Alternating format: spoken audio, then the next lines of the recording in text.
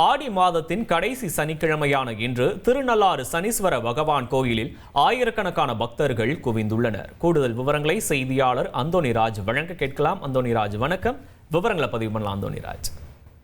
காரைக்காலை அடுத்து திருநள்ளாறில் அமைந்துள்ள உலக பிரசித்தி பெற்ற ஸ்ரீ தர்பணேஸ்வரர் சுவாமி தேவஸ்தான ஆலயத்தில் அனுக்கிரக மூர்த்தியாக தனி சந்நிதியில் வீட்டிற்கும் ஸ்ரீ சனி பகவானை தரிசனம் செய்ய வாரந்தோறும் சனிக்கிழமைகளில் ஆயிரக்கணக்கான பக்தர்கள் சுவாமி தரிசனம் செய்வது வழக்கம்.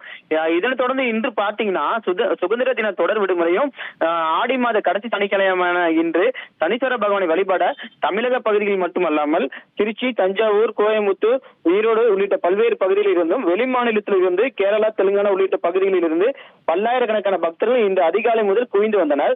மேலும் ஸ்ரீ சனி பகவானுக்கு சிறப்பு அபிஷேகம் நடைபெற்று வெள்ளி கவச அலங்காரத்தில் மகா தீபாராதனை நடைபெற்றது. பக்தர்களுக்கு வெள்ளி கவசத்தில் அருள்பாலித்து வருகிறார் ஸ்ரீ சனீஸ்வர பகவான். முன்னதா பாத்தீங்கன்னா பக்தர்கள் நலத்தீர்த்த குளத்தில் புனித நீராடி பின்னர் களித்தீர்த்த விநாயகரை வழிபட்டு சிதறி தேங்காய் உடைத்து சுமார் நீண்ட வரிசையில் 4 மணி நேரத்திற்கு மேலாக காத்திருந்து ஸ்ரீ சனீஸ்வர பகவானை தரிசனம் செய்து வருகின்றனர். பின்னர் சனி பகவானுக்கு உகந்த எல் தீபமிட்டு வழிபட்டனர். அதிக அளவிலான பக்தர்கள் வருகை தந்துள்ளதால் ஆய்வாளர்கள் எழில் பாரதி மற்றும் செந்தில்குமார் தலைமையில் திருநள்ளாறு பகுதியில் 200க்கும் மேற்பட்ட போலீசார் பாதுகாப்பு பணியில் ஈடுபட்டுள்ளனர்.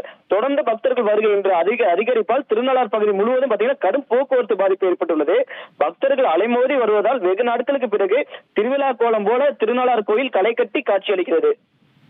உங்களுடைய விவரங்களுக்கு நன்றி அந்தோணிராஜ். இனி செல்லும் இடமெல்லாம் செய்தி.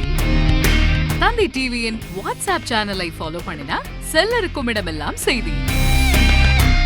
இதோ QR கோட் இப்பவே ஸ்கேன் பண்ணுங்க, ஃபாலோ பண்ணுங்க.